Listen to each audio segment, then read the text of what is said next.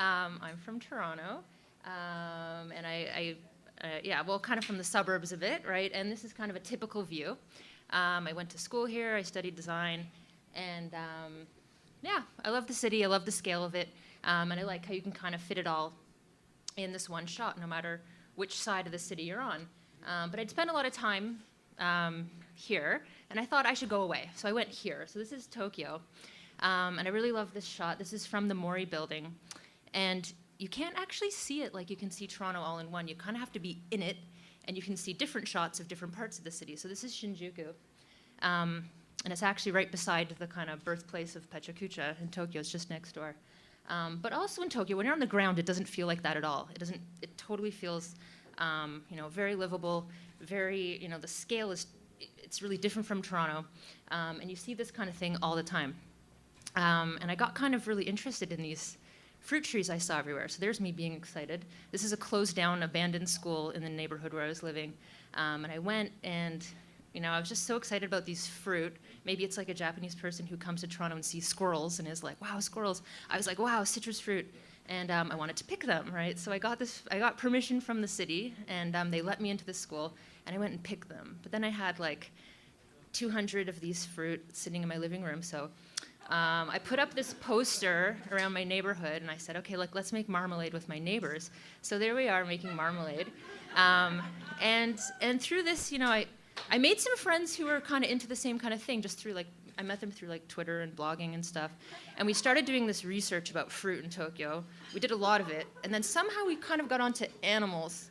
We were thinking about animals in the city. So we have these weird cat bus thing that comes from Totoro, the anime. And then you see these raccoon dog things up there. But the raccoon dog is an actual animal. It's a real animal.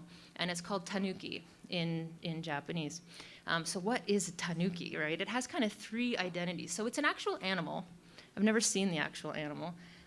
It's also this kind of statue. It's kind of like the equivalent of a garden gnome, but it doesn't sit in people's gardens. It sits outside bars, right? And then there's this kind of mythical animal, creature, right? That's part of folklore. So these are by Kuniyoshi, an Edo era ukiyo-e printmaker, and they can kind of morph into different things. So they're actually using their balls, right, to make different things. So for this research we were doing, we formed this studio to kind of pull it all together and present ourselves. So we're the studio for creative revitalization of Tanuki urban manifestations, because we saw these old prints of how they're really useful in daily life. But we were thinking about the modern city and modern Tokyo. And how can Tanuki, if we bring back Tanuki into the city and make it more livable for Tanuki, how can that help us humans, right? So we did a bit of research. So we went to some bars and we sat and drank, and you see these kind of things all over the place. This Tanuki sitting outside a bar. And we checked out this area. This is also part of Shinjuku, the scene we saw earlier. It's called Golden Guy. It's a leftover from a post-war era. It looks like a shanty town, right? There's the map. Those are all bars, and each building is two floors usually. And so there's a lot of drinking going on. So we thought this is a great habitat for the Tanuki. And so what's Tanuki going to do for us, right? Well, maybe we don't need a fish with nets, right? But you see these salarymen passed out all over the place, right? It's kind of different. The 2 speakers ago, really liable for things. Yeah, you can just pass out anywhere there. It's fine. There's no last call in Japan. So this happens all the time. So we thought, okay, Tanuki can help.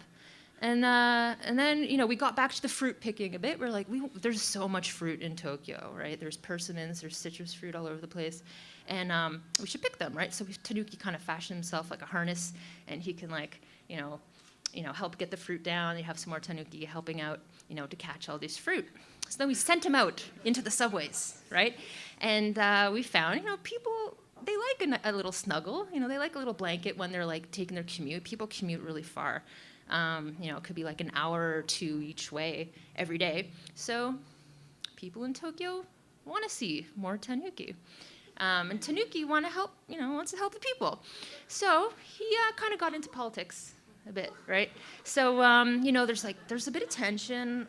I wasn't that aware of it before I went and lived there, but Korea and Japan, they're like fighting over little islands and stuff. So, Tanuki thought, let's just build a land bridge. Everybody just live, right? And, be friends and enjoy yourself, right? And then the other poster, this was about, kind of shutting down all the nuclear power plants is a really big issue. They've been kind of shut down, but they've like started some of them up again. So, shut them all down, use alternative sources, and just, be peaceful, be happy, and, help our environment.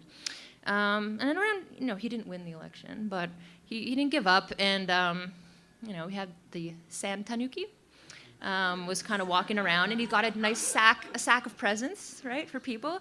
And, basically, he gets a good response. He's not quitting, and I didn't really have a good way to like wrap this all up. So I just wanted to show this picture I took to remind you that spring is just around the corner, and you can find beauty anywhere, and just wait for it. It'll come, and that's about it. So if you want to be in touch, so these are my collaborators. I'm Jess Mantell at the bottom. These are collaborators, and if you take a picture if you want, be in touch. We do other things. This was just some weird project that got out of hand. Thank you very much for listening. And there's just one other thing I wanted to share with you, which is the thing I'm doing since I came back to Toronto is I'm selling onigiri, which is Japanese rice balls. It's kind of like a sandwich. And I'm going to be at the underground market. So maybe some people here are going to be there in March. If you are, please come eat them. If you weren't planning to come, maybe you should come. I think it'll be fun. And that's it.